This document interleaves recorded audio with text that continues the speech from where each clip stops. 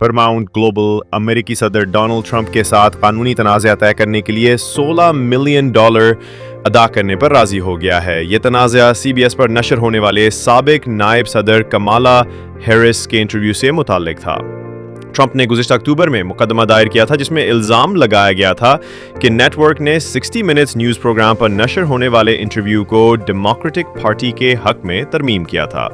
پرماؤنٹ نے کہا کہ وہ اس مقدمے کو طے کرنے کے لیے ادائیگی کرے گا، لیکن یہ رقم ٹرمپ کی مستقبل کی صدارتی لائبریری کے لیے مختص کی جائے گی، نہ کہ انہیں براہ راست یا بالواسطہ دی جائے گی۔ کمپنی نے واضح کیا کہ اس معاہدے میں معافی یا افسوس کا کوئی بیان شامل نہیں ہے۔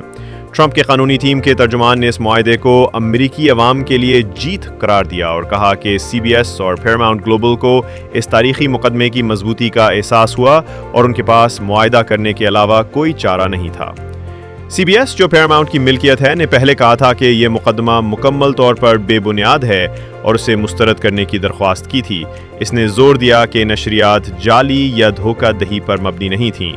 معاہدہ امریکی میڈیا کمپنیوں کی جانب سے صدر کے خلاف ایک اور رعایت کی نشاندہی کرتا ہے جو ان کے بقول جھوٹی یا گمراہ کن کوریج پر میڈیا کو نشانہ بناتا ہے۔ ٹرمپ کے مقدمے کے مطابق سی بی ایس نے ہیرس کے انٹرویو کے 2 ورژن نشر کیے جن میں انہوں نے اسرائیل غزہ جنگ سے متعلق ایک ہی سوال کے مختلف جوابات دیے۔ انٹرویو کرنے والے بل وٹک نے ڈیموکریٹک امیدوار سے بائیڈن انتظامیہ کے اسرائیل کے ساتھ تعلقات کے بارے میں پوچھا تھا۔ دعویٰ کے مطابق نیٹ ورک نے بعد میں ان کے جواب کے 2 مختلف ورژن نشر کیے، ایک کلپ فیس دی نیشن پر اور دوسرا 60 منٹس پر نشر کیا گیا۔ ٹرمپ نے دعویٰ کیا کہ ہیرس کے بے ترتیب جواب کو ایک ورژن میں ترمیم کر کے انہیں تنقید سے بچانے کی کوشش کی گئی۔ سی بی ایس نے کہا کہ اس نے ٹیلی ویژن نیوز معیارات کے مطابق وقت کی کمی کی وجہ سے ہیرس کے جواب میں ترمیم کی۔ ٹرمپ نے ابتدائی طور پر $10 بلین تقریباً 85 بلین پاؤنڈ کا دعویٰ کیا تھا، جسے بعد میں بڑھا کر $20 بلین 17 بلین پاؤنڈ کر دیا گیا۔ اس سال مئی میں کمپنی نے $15 ملین 12.7 ملین پاؤنڈ کی پیشکش کی تھی، لیکن ٹرمپ $25 ملین 21 ملین پاؤنڈ سے زیادہ چاہتے تھے۔